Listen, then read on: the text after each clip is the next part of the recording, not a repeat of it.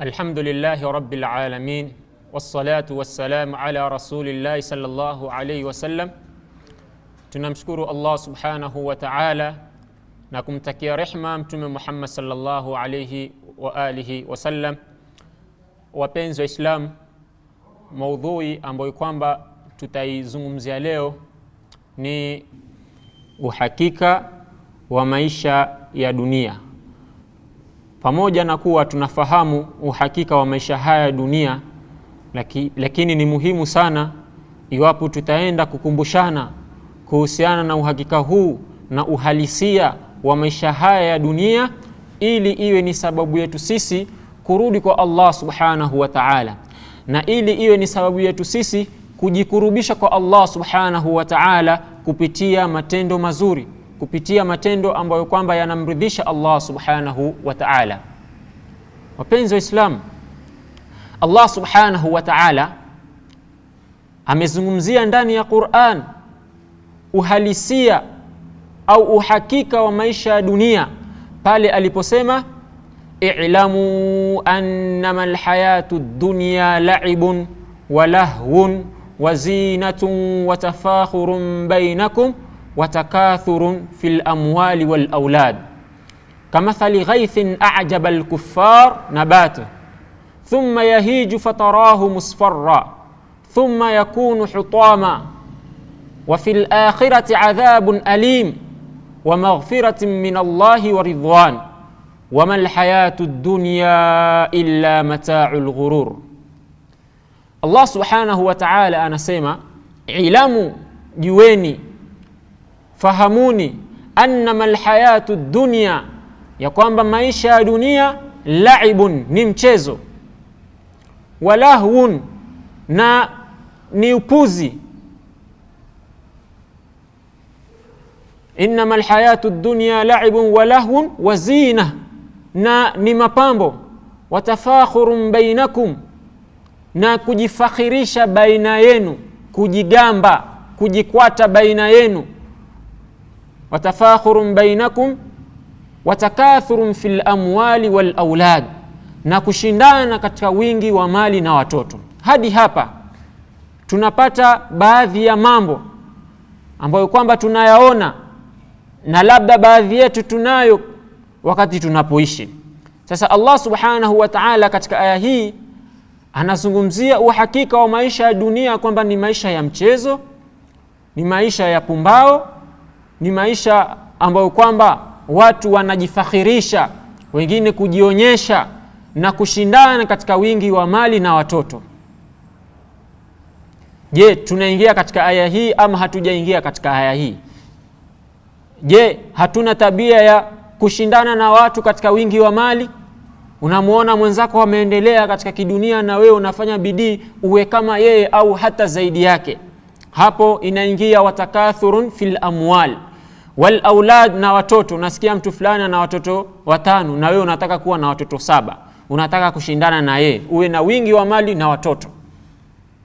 Kisha mwisho wa aya hii Allah subhanahu wa ta'ala akasema, wamal hayatu dunya illa mata'ul ghurur, hayakuwa maisha ya dunia isipokuwa ni starehe zenye kudanganya. Kwa hivyo katika dunia kuna starehe, hilo tunalikubali, lakini tufahamu ya kuwa starehe yenyewe si yenye kudumu, ni starehe yenye kudanganya, kama vile Allah subhanahu wa ta'ala alivyosema katika aya ya Qur'an, wamal hayatu dunya illa mata'ul ghurur. Kwa hivyo tusighurike na maisha ya dunia, tusidanganyike na wingi wa mali, tusisahau ya kwamba kuna mauti wakati wowote yanaweza kutupata mahali popote tulipo, katika hali yote ambayo kwamba tuko nayo. Allah subhanahu wa ta'ala anatuambia katika suratu Fatir, ya ayuhan nas, enyi watu, inna wa'da Allahi haqq, hakika ahadi ya Mwenyezi Mungu ni ya kweli. Fala yaghurrannakumul hayatud dunya, yasiwadanganyeni maisha ya dunia. Wala yaghurrannakum billahi algharur, na wala asiwadanganye mwenye kuwadanganya juu ya Allah subhanahu wa ta'ala. Allah subhanahu wa ta'ala katika aya hii anatuambia ya kwamba tusidanganyike, na kwamba ahadi ya Allah subhanahu wa ta'ala ni ahadi ya kweli. Ahadi zote anazozitoa Allah subhanahu wa ta'ala ni ahadi za kweli. Kwa hivyo tusidanganyike na maisha ya dunia, na wala tusijisahau. Ndivyo Mwenyezi Mungu anavyosema katika aya hii, ya ayuhan nasu, enyi watu, inna wa'dallahi haqq, hakika ahadi ya Mwenyezi Mungu ni ya kweli. Ahadi zote anazopeana Mwenyezi Mungu ni ahadi za kweli, na Allah subhanahu wa ta'ala ndani ya Qur'an, na vile vile zimekuja hadithi tofauti za Bwana Mtume Muhammad sallallahu alaihi wasallam za kubainisha na kuonyesha ya kwamba wakati wowote mtu anaweza kufa. Vile vile Allah subhanahu wa ta'ala akatueleza ndani ya kitabu chake na katika hadithi za Mtume sallallahu alaihi wasallam tofauti ya kwamba siku ya kiyama kutakuwa na hisabu. Kwa hivyo hizi zote Allah subhanahu wa ta'ala alivyotueleza ni mambo ya kweli, ni mambo ambayo kwamba yatatokea. Kwa hivyo ni sisi juu yetu kujiandaa kukutana na Allah subhanahu wa ta'ala. Na yule ambaye kwamba anapenda kukutana na Allah subhanahu wa ta'ala, basi Allah subhanahu wa ta'ala anapenda kukutana na yeye, kama ilivyokuja katika hadithi ya Mtume Muhammad sallallahu alaihi wasallam aliposema, man ahabba liqaa Allah ahabba Allahu liqaah. Yule ambaye kwamba anapenda kukutana na Allah subhanahu wa ta'ala, basi naye Allah subhanahu wa ta'ala anapenda kukutana na yeye. Mu'min anapokuwa anajitahidi kufanya ibada, kujikurubisha kwa Allah subhanahu wa ta'ala kwa njia na namna tofauti tofauti, basi anafaa kutamani kukutana na Allah subhanahu wa ta'ala ili aweze kupata malipo, ili aweze kupata jannatul firdaus ambayo kwamba imeandaliwa kwa wacha Mungu. Tunamwomba Allah subhanahu wa ta'ala atujalie miongoni mwa watakaoingia katika jannatu al-firdaus, amin. Wapenzi wa Islam, Allah subhanahu wa ta'ala katika suratu al-Kahf katika aya 45 amepeana mfano wa maisha ya dunia. Pale Allah subhanahu wa ta'ala aliposema, wadhrib lahum mathala alhayati dunya kama in anzalnahu minas samaa fakhtalata bihi nabatul ard fa asbaha hashiman tadruhu ar-riyah wa kana Allahu ala kulli shay'in muqtadira. Allah subhanahu wa ta'ala katika aya hii anasema ya kwamba wapigie mfano wa maisha ya dunia. Wadhrib lahum mathala alhayati dunya, wapigie mfano wa maisha ya dunia. Kamain, ni kama vile maji. Anzalnahu minas samaa, ni kama vile maji tunavyoteremsha kutoka mbinguni. Kisha baada ya kwamba yale maji yameteremshwa kutoka mbinguni, fakhtalata bihi nabatul ardh, yakawa ni yenye kuchanganyika na mimea ya ardhi. Allah subhanahu wa ta'ala katika aya hii anatuambia au anamwambia Mtume Muhammad sallallahu alaihi wasallam apige mfano wa maisha ya dunia. Ni kama vile maji, bimaana mvua inavyoteremka kisha ikachanganyika na mimea, fakhtalata bihi nabatul ard.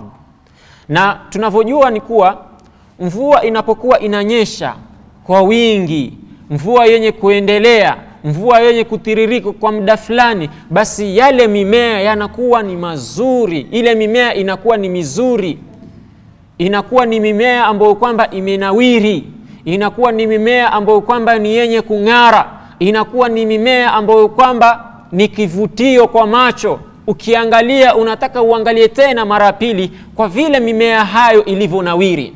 Allah subhanahu wa ta'ala anasema wapigie mfano wa maisha ya dunia kama vile mvua inavyoteremka kisha ikachanganyikana na mimea ya ardhi. Fa asbaha hashiman tadruhu riyah, kisha baada muda fulani ile mimea inakuwa ni yenye kukauka, kisha baada kwamba imekauka inatawanyika, inapigwa na upepo. Huu ndiyo uhakika wa maisha ya dunia. Wakati mtu anapokuwa anaishi duniani, pengine yeye ni kijana, ni barobaro, Mwenyezi Mungu amemjalia akona nguvu, akona afya, akona pesa, akona nyumba yake mzuri, akona gari lake zuri, akona biashara inayoendelea vizuri, yuko na mke na watoto, amenawiri vizuri, anahisi raha. Na mwingine atakayemuona labda anatamani awe kama yeye, anatamani anawiri kama yeye, anatamani ang'are kama yeye. Anamuona kijana mashaallah, kuna pesa, kuna nyumba, kuna gari, kuna watoto, anaishi vizuri. Kisha baada muda fulani labda kijana huyo anakuwa mzee, anazeeka, hajiwezi tena, hawezi kuendesha biashara yake, nguvu milini zimemwishia, au pengine wakati mwingine anakuwa mgonjwa, analala kitandani, anaugua kwa muda fulani, kisha baadaye anaondoka hapa duniani. Huu ndio uhakika wa maisha ya dunia. Wadhrib lahum, wapigie mfano mathalul hayati dunya, wadhrib lahum mathalul hayati dunya, wapigie mfano wa maisha ya dunia. Kama vile mvua, anzalnahu minas samaa, tunavyoteremsha kutoka mbinguni, fakhtalata bihi nabatul ard, yakawa ni yenye kuchanganyika pamoja na mimea katika ardhi. Kisha baada muda fulani, fa asbaha hashiman tadruhu riyah, yale mimea yanakuwa ni yenye kukauka, yanapigwa na upepo, yanakuwa ni yenye kutawanyika. Wa kana Allahu ala kulli shay'in muqtadira, na Allah subhanahu wa ta'ala ni muweza wa kila jambo. Huu ndio uhalisia, huu ndio uhakika wa maisha ya dunia. Ndio utafurahi, utaenjoy, utapata vijipesa, utakula chakula vizuri, utakuwa na nyumba yako vizuri na familia, lakini baada ya muda fulani huenda ukazeeka, ukawa huna nguvu tena za kujienjoy kama vile ulivyokuwa unavyojienjoy hali ya kuwa uko kijana. Au wakati fulani unapata na ugonjwa, unaishiwa kabisa. Kwa hivyo huu ndio uhakika wa maisha ya dunia. Kwa hivyo tusidanganyike, bali tufahamu ya kwamba tilkal ayyam nudawiluha baina nas, hayo masiku Allah subhanahu wa ta'ala anabadilisha. Siku ya leo ni tamu na kesho ni chungu. Leo unafurahi, kesho unahuzunika. Leo unapata, kesho unakosa. Leo unakuwa na afya, kesho unakuwa mgonjwa. Leo unakuwa katika hali ya uhai, kesho unaondoka hapa duniani. Kwa hivyo iwapo Muislamu ataweka fikra hii katika akilini mwake, itakuwa ni sababu yake yeye kurudi kwa Allah subhanahu wa ta'ala, kumwomba Allah subhanahu wa ta'ala amsamehe kutokamana na teleza zake, kutokamana na makosa yake, na pia inakuwa ni sababu yake yeye kumwomba Allah subhanahu wa ta'ala ampe janna, pepo ambayo kwamba ni yenye kudumu, pepo ambayo kwamba ni bora na yenye kudumu. Walal akhiratu khairun wa abqa, akhira ni bora na yenye kudumu. Kwa hivyo sisi tunafaa kuomba zaidi Allah subhanahu wa ta'ala atupe jannatul firdaus. Amin ya Rabb. Wapenzi wa Islam, ni yupi yule aliyefanikiwa kwa mujibu wa Qur'an, kwa mujibu wa Uislamu? Allah subhanahu wa ta'ala anasema katika suratul A'la, qad aflaha man tazakka wa dhakara isma rabbih fasalla. Huyu ndiye ambaye kwamba amefanikiwa. Qad aflah, kwa hakika amefaulu. Man tazakka, yule ambaye kwamba anaitakasa nafsi yake, anaisafisha nafsi yake, anaitwahirisha nafsi yake kutokamana na ushirikina, akaisafisha nafsi yake kutokamana na maasi, akawa ni mwenye kurudi kwa Allah subhanahu wa ta'ala. Huyu ndiye ambaye kwamba amefaulu. Qad aflaha man tazakka wa dhakara isma rabbih fasalla, akawa ni mwenye kulitaja jina la Allah subhanahu wa ta'ala na kufanya ibada ya kuswali na ibada nyinginezo. Bal tu'thiruna alhayata ad-dunya, bali mumefadhilisha maisha ya dunia, mumeona kwamba maisha ya dunia ni bora. Allah subhanahu wa ta'ala anatuambia maneno haya ambayo kwamba mara nyingi labda tunasoma sura hizi fupi fupi, mara nyingi tunakuwa ni wenye kuzisoma pindi tunaposwali. Qad aflaha man tazakka wa dhakara isma rabbih fasalla bal tu'thiruna alhayata ad-dunya wal akhiratu khairun wa abqa. Na akhira ni bora na yenye kubaki, yenye kudumu. Hii dunia si bora. Hii dunia si bora. Ni ipi ambayo kwamba ni bora? Ni akhira. Hii dunia si yenye kubaki, dunia mapito, dunia yenye kupita, lakini akhira ni yenye kubaki. Kwa hivyo tuzingatie, tutafakari, tuweze kuyafahamu maneno haya Allah subhanahu wa ta'ala. Wapenzi wa Islam, Mtume Muhammad sallallahu alayhi wasallam wakati anapokuwa anaishi hapa duniani, alikuwa anaishi kama mgeni au kama mpita njia. Hakuwa anachukulia haya maisha ya duniani ya kwamba ni maisha ya milele, ndiyo maisha bora, ndiyo maisha yenye kudumu. La, na hili tutaliona katika hadithi tofauti tofauti. Tukianza na hadithi ya kwanza. Nama Rasulullah sallallahu alayhi wasallam ala hasirin faqama وقد أثر في جنبه قلنا يا رسول الله لو اتخذنا لك وطاء قال ما لي وللدنيا ما أنا إلا كراكب استظل تحت شجرة ثم راح فتركها أو كما جاء في الحديث. Sahaba huyu anaeleza kwamba moja kati ya masiku Mtume sallallahu alaihi wasallam alikuwa amelala juu ya mkeka. Tunafahamu mkeka vile ulivyo, sio juu ya godoro, la, juu ya mkeka. Sio juu ya busati ambalo kwamba ni kama ya msikitini ambapo kwamba ukilala kidogo unafurahi, la, juu ya mkeka. Nama Rasulullah sallallahu alaihi wasallam ala hasirin. Wakati huo Mtume sallallahu alaihi wasallam alikuwa amelala juu ya mkeka. Ile mikeka ambayo kwamba tunaifahamu, ile mikeka ya kizamani, ile ya kuumiza. Faqama, kisha Mtume sallallahu alaihi wasallam akasimama. Waqad athara fi jambihi, hali ya kuwa katika ubavuni mwake kuna alama fulani za ile mikeka imetokea. Wakati mwingine mtu anapokuwa amelala katika mkeka na labda asiweke godoro au asiweke blanketi au asiweke nguo yoyote, alale juu ya mkeka, tena ile mikeka kizamani ambayo kwamba tunaifahamu, sio hii mikeka ambayo kwamba mengine ukilala hata usikii lolote. Mkeka bimaana alkalima, mkeka wenyewe. Sasa baada ya kwamba Mtume sallallahu alaihi wasallam amelala, akaamka, qama waqad athara fi jambihi, hali ya kuwa kuna athar ya ule mkeka katika ubavuni mwake.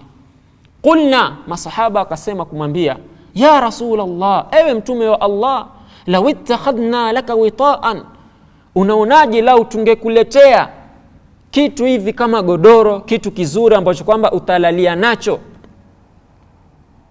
Mtume sallallahu alaihi wasallam akajibu kwa kusema, mali walidunya, mimi na dunia ni wapi na wapi.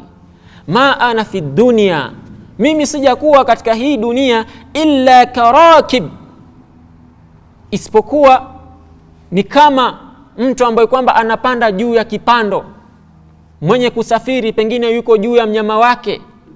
Istadhalla tahta shajara, ikawa amepumzika, ama ikawa anapumzika juu katika chini ya mti. Istadhalla tahta shajara, ikawa amepumzika chini ya mti. Thumma raha fatarakaha, kisha baada ya kwamba amepumzika akaenda zake. Hivyo ndivyo alivyokuwa Mtume Muhammad sallallahu alaihi wasallam. Aliyachukulia haya maisha ya dunia kana kwamba ni mpita njia au ni mtu mwenye safari ambao kwamba ameenda safari ya muda fulani au safari ya masiku fulani, kisha baada ya muda fulani akaonelea wacha nipumzike chini ya huu mti.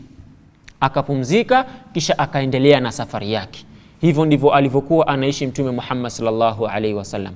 Hakuyatilia sana umuhimu maisha ya dunia.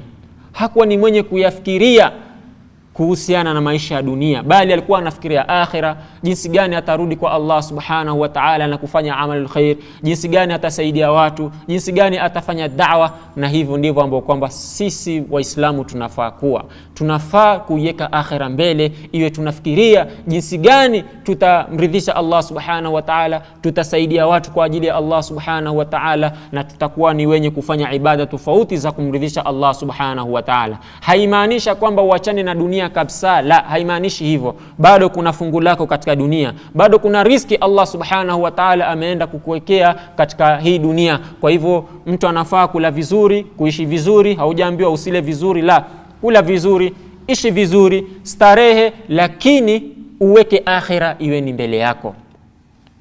Na iwapo Muislam atakuwa ni mwenye kuiweka akhira mbele yake, basi Allah subhanahu wa ta'ala atamjalia ni mwenye kukinai, atamjalia mtu kama huyo ni mwenye kutosheka. Hata kuwa na tabia ya kulalamika, hata kuwa na tabia ya kulialia, hata kuwa na tabia ya kucomplain hapa na pale, la, yeye atakuwa ni mwenye kuridhika na kutosheka kile Allah subhanahu wa ta'ala alichomkadiria. Hilo tunalipata katika hadith fima rawahu al-Imam at-Tirmidhi min hadith Anas ibn Malik radhiyallahu anhu qala Rasulullah sallallahu alayhi wasallam, man kanat al-akhiratu hamma ja'ala Allahu ghinahu fi qalbihi wa jama'a lahu shamlah wa atathu ad-dunya wa hiya raghima. Mtume sallallahu alayhi wasallam, hadithi hii Anas anasimulia ya kuwa Mtume sallallahu alayhi wasallam anasema, man kanat al-akhiratu hamma, yule ambaye kwamba hamu yake kubwa ni akhira, ja'ala Allahu ghinahu fi qalbihi, Allah subhanahu wa ta'ala anajalia utajiri katika moyo wake. Anajalia utajiri katika moyo wake, anakuwa ni mwenye kukinai, anakuwa ni mwenye kutosheka, hawi ni mwenye pupa, hawi ni mwenye tamaa kiasi cha kwamba inamuingiza yeye katika haram, la, anakuwa ni mwenye kutosheka na kusema alhamdulillah na kumshukuru Allah kwa kichache alichonacho. Huyu ni mu'min, huyu ni yule ambaye kwamba hamu yake kubwa ni akhira. Allah subhanahu wa ta'ala anamtilia tawfiq na anamtilia baraka katika maisha yake. Mtume sallallahu alaihi wasallam anasema, man kanatil akhiratu hamma, yule ambaye kwamba hamu yake kubwa ni akhira, ja'ala Allahu ghinahu fi qalbi, Allah subhanahu wa ta'ala anajalia utajiri katika moyo wake. Allah subhanahu wa ta'ala tujalie miongoni mwa hao, amin ya rab. Wa jama'a lahu shamlah, na Allah subhanahu wa ta'ala humkusanyia mambo yake yakawa ni yenye kwenda vizuri. Wa atathu dunya wa hiya raghima, na dunia inamfuata yeye. Si ati ni yeye anaifukuza dunia, dunia inamfuata yeye. Wa atathu dunya wa hiya raghima, hali ya kuwa hiyo dunia yenyewe pia imedhalilika, iko chini, inamfuata huyu mu'min anayemwamini Allah subhanahu wa ta'ala, anayemtegemea Allah subhanahu wa ta'ala, anayemuogopa Allah subhanahu wa ta'ala. Kinyume chake ni nini?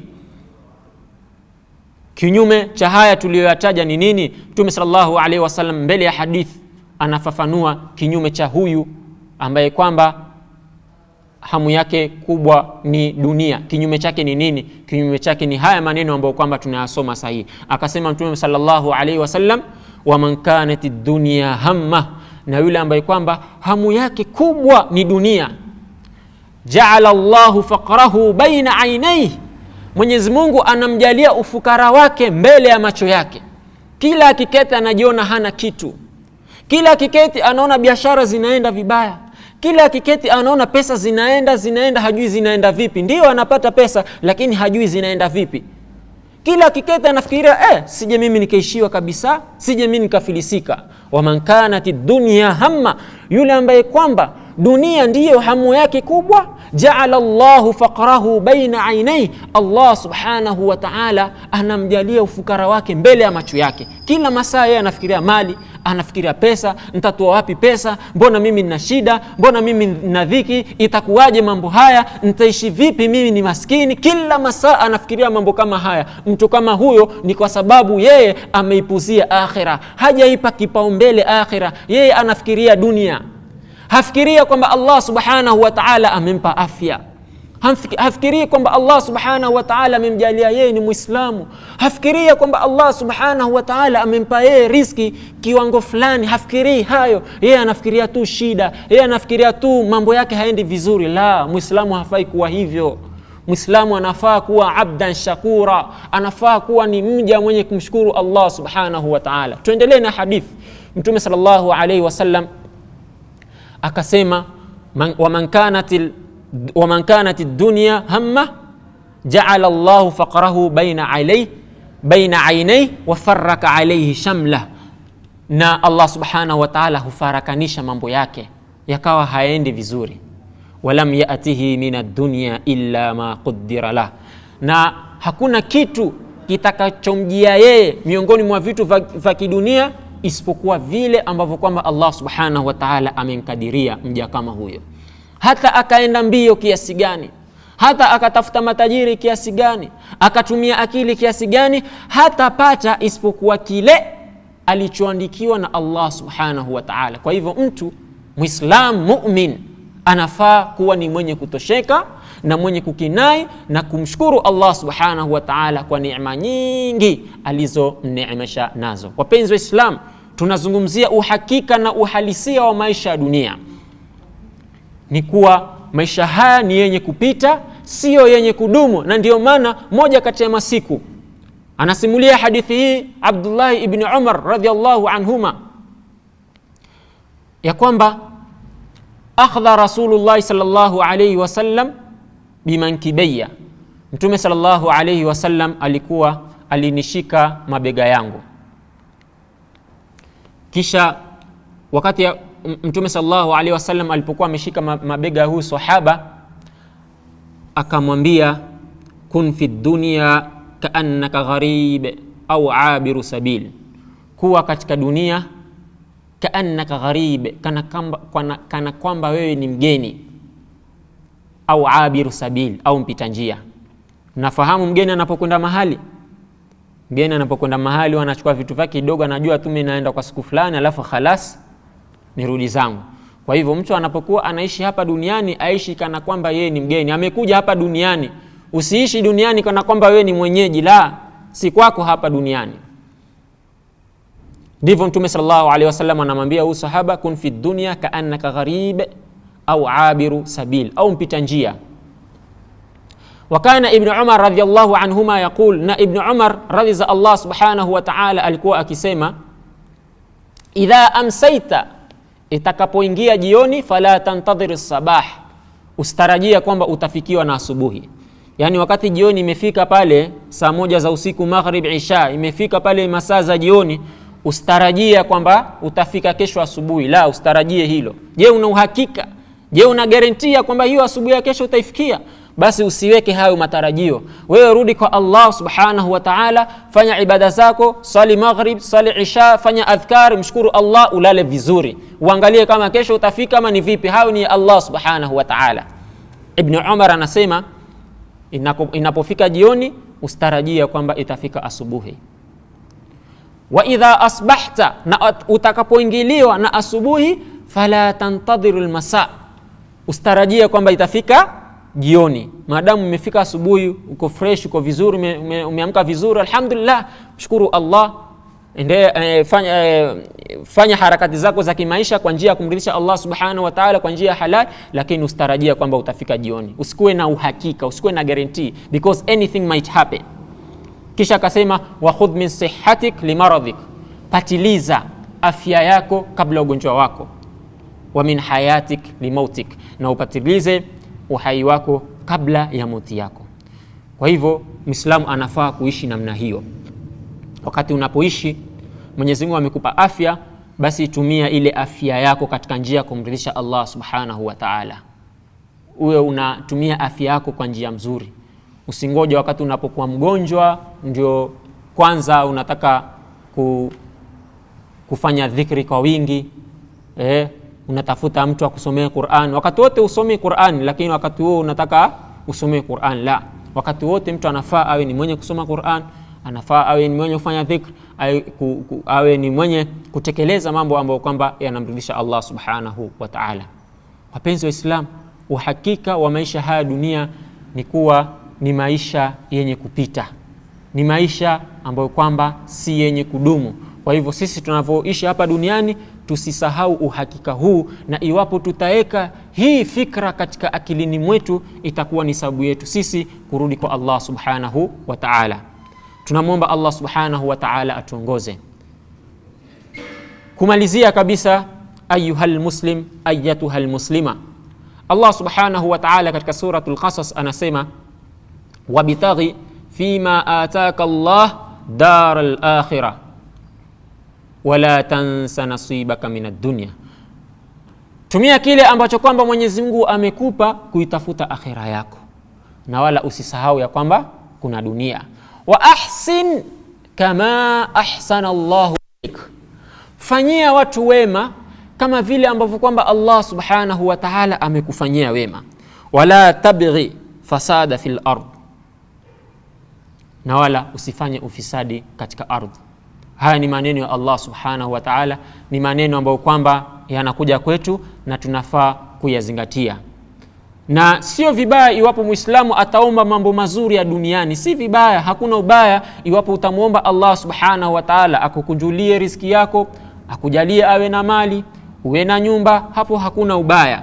Lakini kitu cha kwanza, tanguliza akhira yako. Muombe Allah subhanahu wa ta'ala akusamehe madhambi. Muombe Allah subhanahu wa ta'ala akulinde kutokamana na adhabu ya kaburi. Muombe Allah subhanahu wa ta'ala akuingize jannatul firdaus. Waombe familia yako Allah subhanahu wa ta'ala awaongoze na akuongoze wewe. Kisha baada kwamba umetanguliza akhira, baadaye omba dunia yako.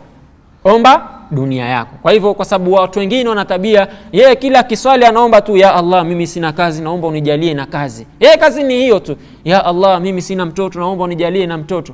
Ya Allah naomba unijalie niwe na magari mawili. Sasa yeye anaomba mambo ya kidunia lakini haombi akhira. Kwa nini uombe dunia uache akhira? Na akhira ndiyo bora, khairun wa abqa, ni bora yenye kudumu. Kwa hivyo Waislam, tunapokuwa tunafanya dua zetu, tufanye bidii na tufanye juhudi ya kuomba Allah subhanahu wa ta'ala ajalie sisi tuwe ni wenye kuingia jannatul firdaus, na sisi tuwe ni wenye kufanya ibada kama vile ambavyo kwamba Allah subhanahu wa ta'ala anaridhia. Tunamwomba Allah subhanahu wa ta'ala tuongoze, atujalie min alladhina yastami'una alqawla fayattabi'una ahsana. Wa sallallahu wa sallam ala nabina Muhammad wa ala alihi wa sahbihi wa sallam. Assalamu alaykum wa rahmatullahi wa barakatuh. Subhanakallahumma bihamdika ashhadu an la ilaha illa anta astaghfiruka wa atubu ilayk.